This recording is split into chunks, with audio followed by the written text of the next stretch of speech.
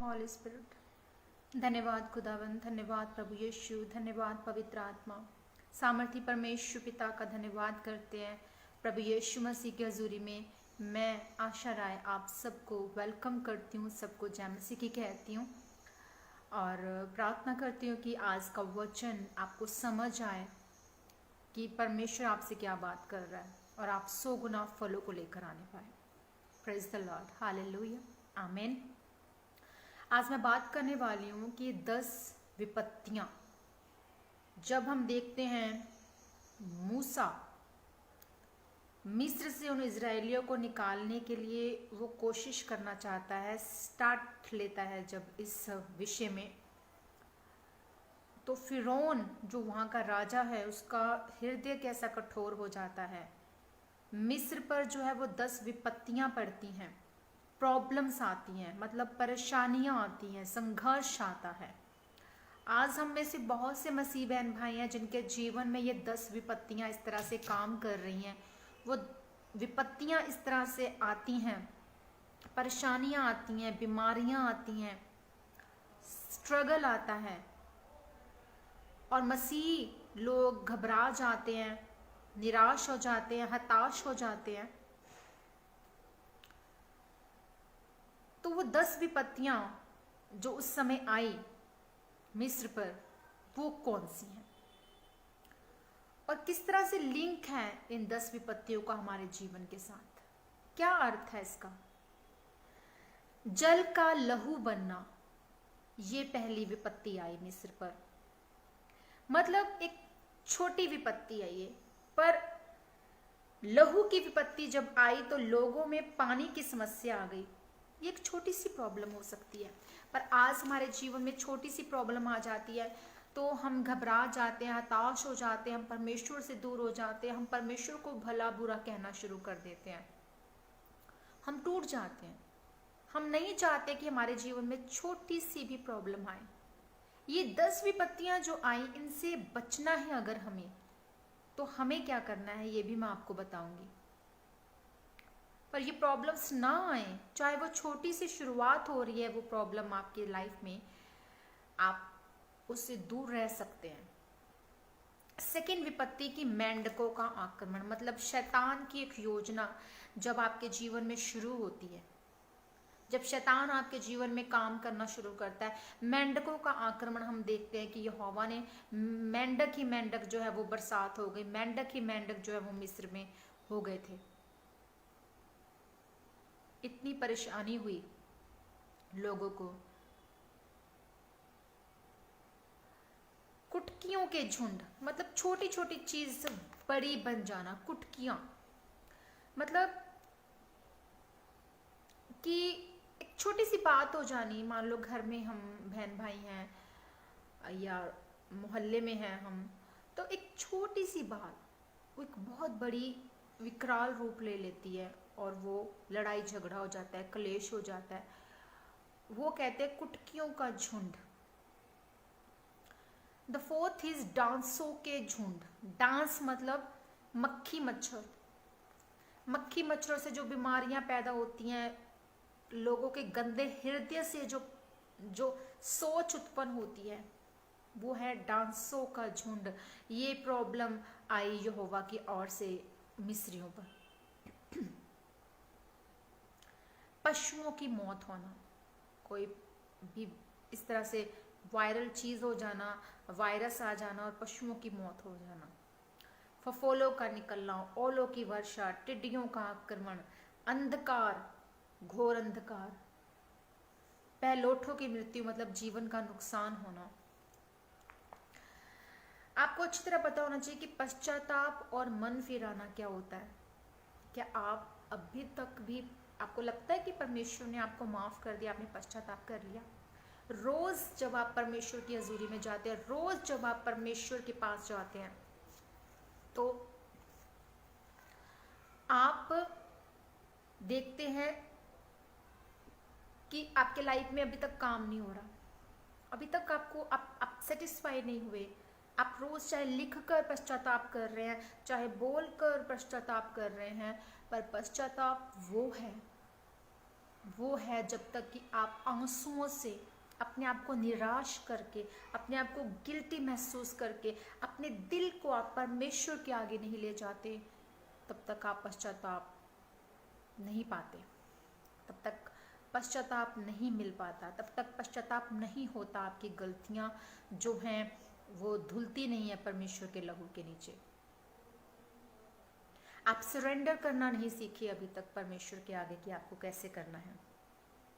जब तक कि आप अंगीकार नहीं करते उन चीजों का दिल से, हृदय से रो कर, कितने कितने दिन तक आप, ये पश्चाताप चलता है कई लोगों का, बहुत दिनों तक प्रेयरफुल लाइफ में अपने आप को, जब वो टाट कहते ना कि पहले जमाने में जब हम पुराना नियम पढ़ते तो टाट ओढ़ कर, बिछा कर, मतलब उपवास रख कर, रो कर, पीट कर, अपने आप को दुख देकर परमेश्वर के आगे पश्चाताप करते थे लोग। इस तरह से होता है पश्चाताप। इस तरह से परमेश्वर आपको जांचते हैं, आपको देखते हैं, फिर भी पर आप रोज पश्चाताप करते हैं, आप रोज कहते हैं कि मैंने मुंह से अंगीकार कर दिया, बोल दिया परमेश्वर की हजूरी में जाकर, तो मुझे पश्चाताप जो है वो मिल गया, मुझे पापों की क्षमा मिल गई, मुझे परमेश्वर ने माफ कर दिया। पर अभी तक भी आप चुगली निंदा कर रहे हैं, अभी तक भी आप कोई ना कोई पाप कर रहे हैं, अभी तक भी आप सोशल एक्टिविटीज में जो परमेश्वर को पसंद नहीं उन चीजों में आप जा रहे हैं, तो अभी तक आपको पश्चाताप करना आपने सीखा नहीं। तो इसलिए आपको ये नहीं समझ लेना चाहिए कि मैंने सब कुछ परमेश्वर के आगे रख दिया तो मुझे पश्चाताप मिल गया, या मैंने जो मुंह से निकाल दिया, जो लिख कर दे दिया तो मुझे माफी मिल गई। क्योंकि इसका मतलब ये नहीं है कि आपने विस्तार पूर्वक सब कुछ मान लिया, अपने आप को अपने परमेश्वर के आगे जब तक कि दिल से, हृदय से नहीं आपने सरेंडर किया, तब तक आपको पश्चाताप नहीं मिलता। पश्चाताप का मतलब है कि आंसुओं के साथ पश्चाताप करना। मान लीजिए आपने परमेश्वर का तिरस्कार किया और आपने कितना बड़ा पाप किया, आपको पता नहीं है कि आप परमेश्वर के वचन के खिलाफ बात कर रहे हैं, आपको पता नहीं आप परमेश्वर के दास और दासी के खिलाफ बात कर रहे हैं, बट आप उस चीज को समझ नहीं रहे हैं कि आपने कितना बड़ा पाप किया है, आपने परमेश्वर को निग्लेक्ट किया है। आज हम कोई भी प्रॉब्लम आ जाती है, हम परमेश्वर को तो बहुत कुछ बोल देते हैं, परमेश्वर तूने ऐसा किया, वैसा किया, ये क्यों किया, तू परमेश्वर है, तू वो ऐसे वैसे वैसे, तू ये सब कुछ कर सकता था, मुझे ये प्रॉब्लम ना मिलती। आप जानते कि आपने परमेश्वर के वचन पर आप चलना नहीं सीखे। हम ये बातें कहनी बहुत आपको लगता है कि ईजी है, पर इस पर चलना बहुत मुश्किल है वाकई में। पर आप ट्राई करेंगे, आप विश्वास के साथ चलेंगे तो आप विन भी करेंगे। आपको गंभीरता से, हृदय से पश्चाताप करना, खुद को निराश करना, खुद को ऐसा महसूस करना कि आपने कुछ किया है और आपको परमेश्वर के पास जाना है। हालेलुया। तब सबकी सब विपत्तियां आपको छोड़ेंगी। जिससे आप वैर रखते हैं उससे आपको प्यार रखना शुरू करना, जिसके साथ आप बोलना बंद किया आपको बुलाना शुरू करना उन लोगों को, चाहे वो आपके बहन भाई हैं, चाहे वो आपके पड़ोस में हैं, चाहे आपके वो मिनिस्ट्री में लोग हैं, चाहे कोई भी हैं, आपको परमेश्वर में बढ़ना है और चलना है। फिरौन जिद्दी रहा, वो बहुत जिद्दी राजा बन गया। परमेश्वर ने बार बार विपत्ति उन पर दी, बार बार परमेश्वर ने उसे बताना चाहा कि तू ऐसा मत कर, पर वो उसका राष्ट्र जो है वो प्रॉब्लम में रहा, उसका दिल कठोर हो गया। यहाँ पर हम यही देख रहे हैं कि फिरौन कैसा राजा है, और अंत में उसके सब जो राज्य में जो लोग थे, जो उत्तराधिकारी बन सकते थे, वो मरना शुरू हो गए। उसका अपना उत्तराधिकारी, उसका पुत्र जो है वो मर गया। तब वो उसने परमेश्वर के सामने फिर सरेंडर किया, जब सब कुछ खत्म हो गया, जब कोई उम्मीद नहीं रही, जब सब कुछ उसका उजड़ गया, तब वो परमेश्वर के आगे अपने आप को उसने सरेंडर किया। और मुझे उम्मीद है कि आप हृदय में बदलेंगे, आप पश्चाताप करना सीखेंगे, और आप उन फिरौन की तरह, आप उन लोगों की तरह मूर्ख नहीं बनेंगे जो परमेश्वर को भला बुरा बोलते हैं, जो परमेश्वर से दूर होते हैं। पहले आप पर कोई विपत्ति नहीं आनी चाहिए, और थोड़ी सी भी विपत्ति आए तो आपको क्या करना है? पश्चाताप करना है। हालेलुया। एंड निर्गमन 8 वर्ष का 22 और 23 वर्ष जब हम पढ़ते हैं तो उसमें लिखा है, उस दिन मैं गोशेन देश को जिसमें मेरी प्रजा रहती है अलग करूंगा, और उसमें डांसों के झुंड न होंगे, जिससे तू जान ले कि पृथ्वी के बीच मैं ही यहोवा हूँ। एंड 23rd वर्स कहता है, और मैं अपनी प्रजा को तेरी प्रजा में अंतर ठहराऊंगा, ये चिन्ह कल होगा। परमेश्वर विपत्तियों को खत्म कर देता है आपके बीच से जब आप अपने दिल को बदलते हैं, जब आप पश्चाताप करना सीखते हैं, जब आप अपने आप को परमेश्वर के आगे सरेंडर करते हैं। विपत्ति भेजने वाला भी परमेश्वर वही है, और विपत्ति को वापस आपके ऊपर से उठा लेने वाला परमेश्वर भी वही है।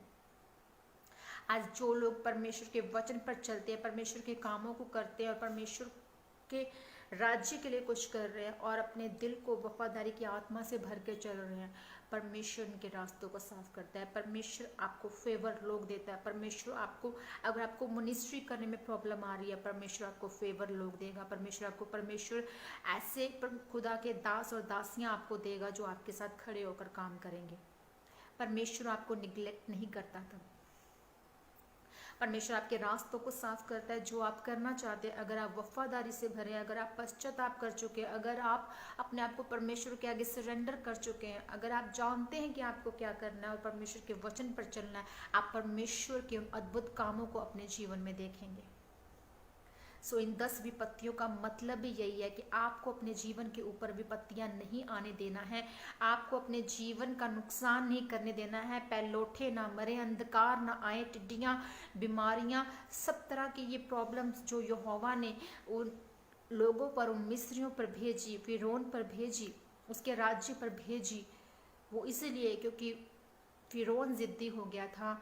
वो बताना चाह रहा था परमेश्वर उसे कि मैं ही विपत्ति भेजने वाला भी हूँ, मैं ही उसे उठाने वाला भी हूँ, पर तेरा मन जब तक कि तू पश्चाताप ना करने वाला ना बनेगा, तब तक मैं तुझे शबाशीषें नहीं दूंगा, तब तक मैं तुझे ब्लेस नहीं करूंगा, तब तक वो राज्य ब्लेस ना हुआ। हालेलुया। परमेश्वर ने, वह मिस्र से अभी वो निकले नहीं थे, पर परमेश्वर ने यहाँ पर कहा कि वो दिन कल ही होगा, कल ही होगा। मैं अपनी प्रजा और तेरी प्रजा में अंतर ठहराऊंगा। मैं कौन हूं और तेरी प्रजा कौन है, परमेश्वर ने ये साबित किया, परमेश्वर ने उसको बताया, और वो आशीष उसी टाइम वो रिलीज हुई जब परमेश्वर ने कहा। सो आज आपको अपने जीवन में विपत्ति नहीं आने देनी, घबराना नहीं है। छोटी सी भी प्रॉब्लम आती है तो आपको लड़ना है, जीतना है और परमेश्वर में बने रहना है।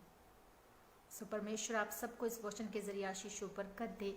मिलेंगे एक नए टॉपिक के साथ, परमेश्वर की आत्मा की अगुवाई में। जो परमेश्वर कहेगा वो मैं आपसे शेयर करूंगी। खुदा आप सबको आशीषों बरकत दे। बने रहें, सेफ रहें, परमेश्वर की सुरक्षा को मांगे, परमेश्वर के लहू को अपने जीवन के ऊपर मांगे, पश्चाताप करें, पाप से दूर रहें और वचन पे चलें। खुदा आप सबको आशीषों बरकत दे। जय मसीह की। God bless you all.